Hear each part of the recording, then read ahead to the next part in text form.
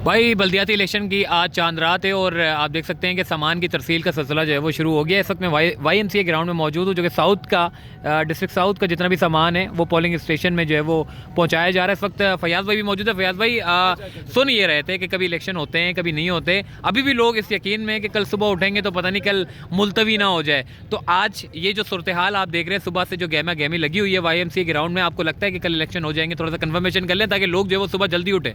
मोहसिन देखिए, 3 मरतबा ये जो बल्दियाती इलेक्शन है वो मौखर हो चुका है। उनका सिलसिला अब चौथी बार ये था, तो उसमें भी मुसलसल 3 रोज़ से एक गैर यकीनी वाली कैफियत थी। हुकूमत सिंध और उनके अलाई जो थे MQM, उनका ये एतराज़ था कि हल्का बंदियों का मामला है तो हम ये समझते हैं कि इलेक्शन जो होंगे तो वो मुतनाज़ा होंगे, पहले हल्का बंदियाँ दुरुस्त की जाएँ। अब अगर हल्का बंदियाँ दुरुस्त होती हैं तो उसके लिए यकीनन फिर इलेक्शन एक बार फिर मौखर करना पड़ेगा। इस हवाले से सिंध हुकूमत ने जो अपने इत्तेहादी थे उनके इमा पर बहुत ही कोशिश की कि चीफ इलेक्शन कमिश्नर को मनाया जाए कि ये हल्का बंदियों का मामला है और इलेक्शन मौखर किया जाए।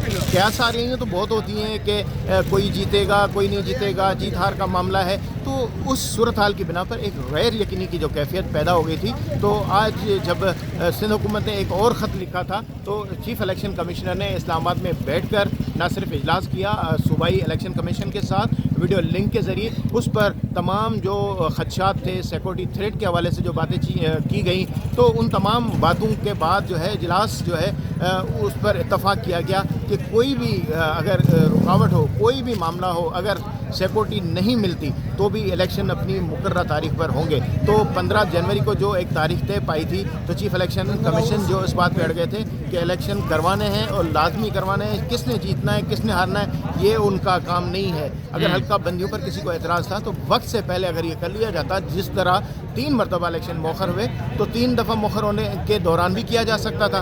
तो अब यकीनन आज इसका मतलब आप समझ रहे हैं कि इलेक्शन कन्फर्म हो चुके हैं?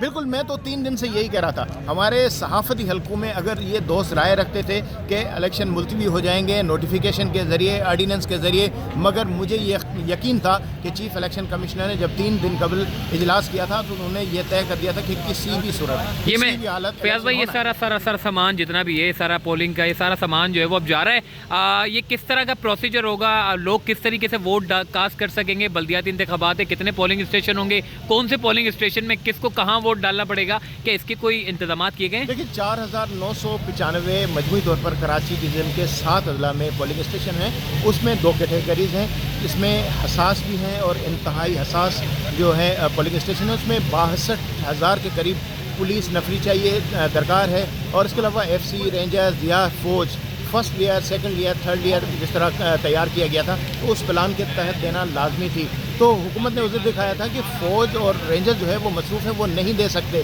जबकि पुलिस का ये कहना था कि सैलाब की वजह से वो मसरूफ़ थे।